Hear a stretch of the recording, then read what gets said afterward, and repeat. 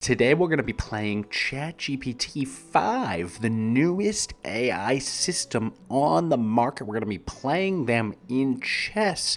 Today I'm going to ask it to play a 400 ELO player like myself, and we're going to see what we can do. We're going to track it all on chess.com, my moves, their moves, and we're going to see if we can beat down ChatGPT-5. Let's get right into it, not hesitate a minute longer.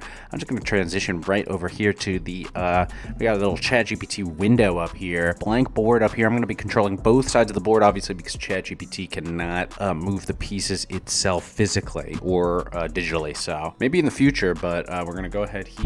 We're just going to ask it, hey, GPT-5, I'm a 400 ELO chess streamer. Let's play chess together. I'll start as white, you play as black. We'll send moves back and forth to each other. I'll start with E4. Go easy on me. All right, E4, E5 is how we're gonna get this started. So I'm just gonna play the E4. He's gonna come back with E5. So we're gonna have to try to beat GPT-5 here. Just looking at the board, you know, I guess we're just gonna start it off normal and we're just gonna go NF3. Just to let GPT know that we are going NF3. He's gonna go NC6. Maybe we could get some trash talk in with GPT also. A little bit of trash talk. He's gonna go NC6 here. So let's keep going. Let's see what we want to do here. We might just want to go D4. I don't know. You know, we might actually want to go, you know, this is going to really help for notation too. I actually recommend if you're a beginner chess player trying to learn notation, playing ChatGPT is a good way to learn notation because there's really no other way that you can describe your moves in a, you know, a language learning model like this other than using notation. You know, I can't really just say, you know, a lot of times on stream, I'll be like, I'll move this piece here, take that piece over there. You know, you actually have to be deliberate and specific here. So we're gonna get our bishop out of the way here, and why don't we just tell it that we're gonna play, you know, bishop D3. See what it thinks about that. We're gonna go bishop D3, and he's gonna come back with NF6 for himself here. It's a little bit hard to play with all the windows going on, and it's a little bit hard to play all the different things here. So, whoops. So he's gonna go NF6. There we go with NF6, and we're gonna take a look at the board and see what else we can do here. Let's think. We should probably get some more pawns out here. Maybe we should just go C3. I'm just gonna go C3 here, let him know that we went C3. D5 he's gonna go. Let's see how good GPT-5 is. This is not even really supposed to be a test on GPT-5, but let's just input his move here for D5.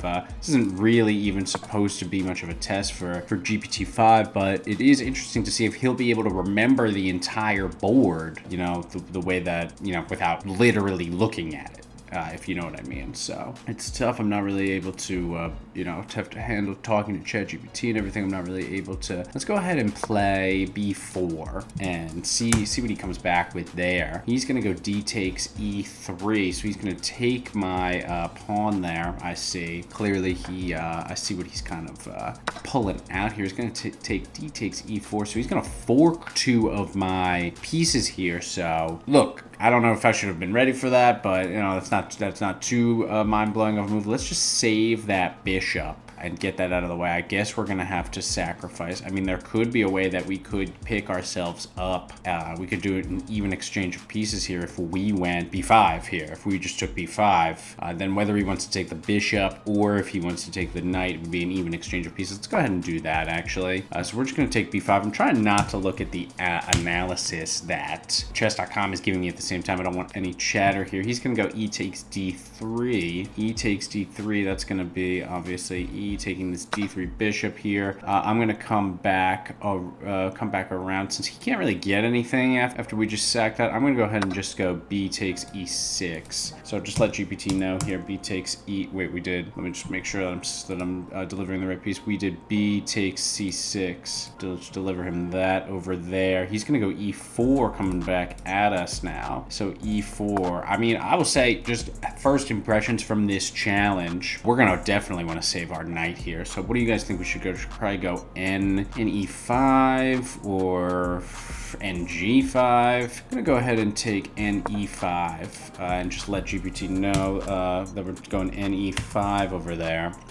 Before he responds, we'll take a look at what he's going to play. He's going to play bd6, bishop d6. It is, you know, like we're probably not going to win. I'm assuming, you know, this AI is a lot better than us or me at chess right now. He's going to, he's going to go bd6. Just pull our window up and hit him with bd6. The most important and the most valuable portion of this is going to be learning notation here. So he's going to go bd6, which is that right here. Let's just reanalyze the board. So I almost have to go back and forth from input my move to GPT, read his response, play the move, and then analyze the board with you guys here. So we had an even exchange of pieces. We only have a 1 pawn difference right now, but let's take a look and see what our best play is. Obviously, our best play, we're probably going to want to save this knight anywhere that we can here. I'm just going to go ahead and play nc4. Again, just trying not to look at the analysis, because on this format of ChatGPT, wow, he's going to castle kingside. Interesting, pretty early castle for him. I'm going to input that for him over there. He's going to castle kingside.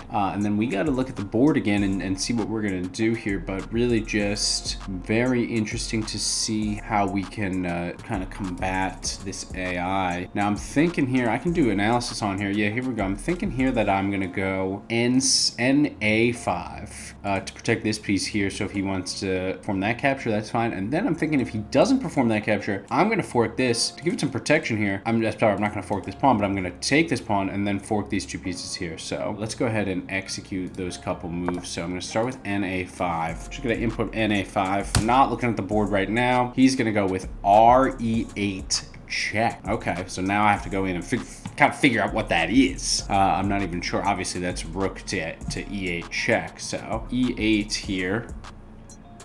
I mean, that's not going to be a check, is it? RE8 check. I mean, this is RE8, but that is not a check. So I'm gonna, you know what? This is what's also going to be interesting is ChatGPT going to be accurate every time? So I'm just going to ask a clarifying question here. ChatGPT-5, just got to address it by name, obviously. Or should I just call it GPT-5? GPT-5, are you sure that's a check? All right, we'll just ask if it's sure a check. You caught me. Is not, since your king is tucked away on E1, which it is, and there's a bunch of pieces in between. So he's going to recap here. Castle kingside, and then I went NA5. He's now wants to go B6. So I guess I'm going to have to reverse that move there for him. So he did get a little tripped up there, which was interesting. So, but he's going to take back that move because that is not a check. There is a pawn right here that I don't believe we got rid of. Should I try to confirm with him? Confirming there is a black pawn on E4. Is that correct? Yes, there's a black pawn on E4. Okay, so great. Now he's going to give me all this. It's unnecessary, but let's just keep going. So his move is going to be B6, he told me. B6 he's going to go with. B6 for ChatGPT. Let's input that move. This is B6 here. Right, that is B6. B6 is being played. So if we go back to the analysis here, being threatened here now. So let's go ahead and we can't do that move that we thought we were going to do. So that was actually a pretty good play by him. Pretty interesting. I don't know how we're going to proceed here. I really was looking forward to pulling off that move. Let's try to save this knight and just go ahead with NC4 here, and we'll get back to normal things after that little hitch in our giddy up there. You already have a white knight on C4, so moving NC4 again is impossible. No, I don't. That is actually incorrect. Not by my calculations. My other knight is still at its starting position at B1. Let's see what it says to that. Got it. I think our bad mental tracking earlier. See, this is becoming too confusing. I mean, if anything, do you want me to send you a sample text diagram of our current board so we avoid future mix-ups? Sure, send over that text diagram. I find this experiment very interesting because I feel like we have built machines to play chess against, and this is just not one of them. This is just not a viable chess opponent. It's not able to play against you. I have to play its moves, and it's not even, it's sending me this crazy chart now. Okay, so it says rook open, bishop, queen, open, rook, king. All right, so he's right there. Pawn, open, pawn. Yeah, I mean, he is kind of right. He's not 100% right. He's got the sixth rank completely wrong. The 5 is right. The 4 is wrong. The 3 is wrong. The 2 is way wrong. And the 1 is actually right. So uppercase is white pieces. Lowercase is black pieces. Okay, what does red and black mean then? That's very incorrect.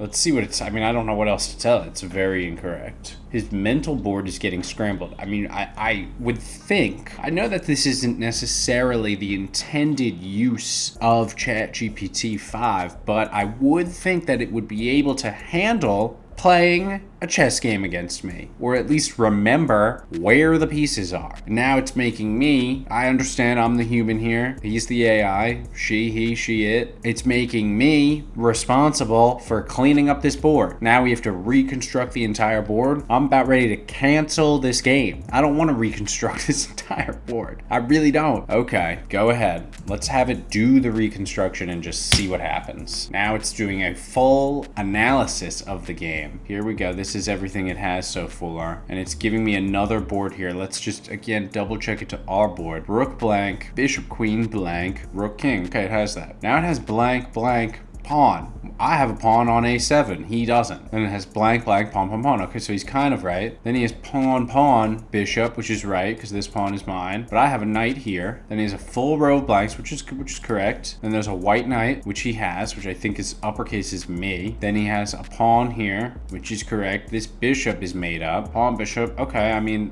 he gets the second one completely wrong. This doesn't really. I do have a doubled up pawn here, so he did kind of get that right. And he does have rook, knight, bishop, queen, king, blank, blank, rook. So he's close. He's close. But I don't know. Now, the funny thing about this is I'm starting to think that it's something I did wrong. So let's start from the beginning. Should we start all the way from the beginning and just see if he's able to play us again here? Let's completely reset this game from the bottom. Completely reset this game. And we're going to start from nothing. So it's e4, e5 to start. Then it's nf3, and then it's nc6. So we've got that. Then it's bd3, which we played. He came back with nf6. nf6, good. Then we did a c3, and we did a c5. Now that's going to be an issue here. How did we get away with that before? How did we get away with that before is what I would ask. He's saying that it went c3, d5. I'm white. I played my c3. How's he going to play? Oh, d5. I'm sorry. My apologies. There's d5. Okay, so we're good so far. Then we have b4, which I played, and then we're gonna go in with d takes e4. So if d's taking e4, we have that. b5, which I did, and he came back with d3. Well, that's d takes e3. d3. Now let's clarify. Because here's where our first issue is. I really don't think this is my fault. Let's clarify move 6. I believe you did e takes d3. And let's scroll up. Did he take that? He's calling it d3, but here's 6. E takes d3 earlier. So he's now lost. He thinks that's d3, not e takes d3. That's a huge difference. Let's see what he says. Well, now he's saying that I did that. I'm saying that you did that. I believe, well, okay, sorry. You.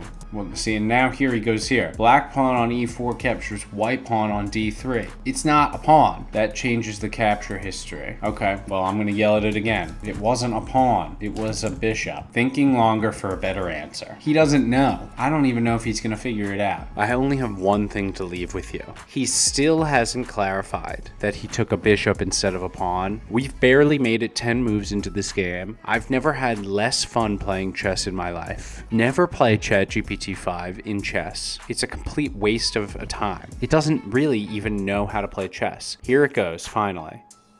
This couldn't be more frustrating. It doesn't even seem to understand. A word of advice, don't waste your time trying to play ChatGPT-5 in chess. I already know that it'll checkmate me, but I don't care because it's so frustrating to get to the end here that I don't even care to finish this game. I don't even care to finish this silly game against ChatGPT. It's an awful, awful chess partner. Don't even try it. Just stick to your regular old chess games.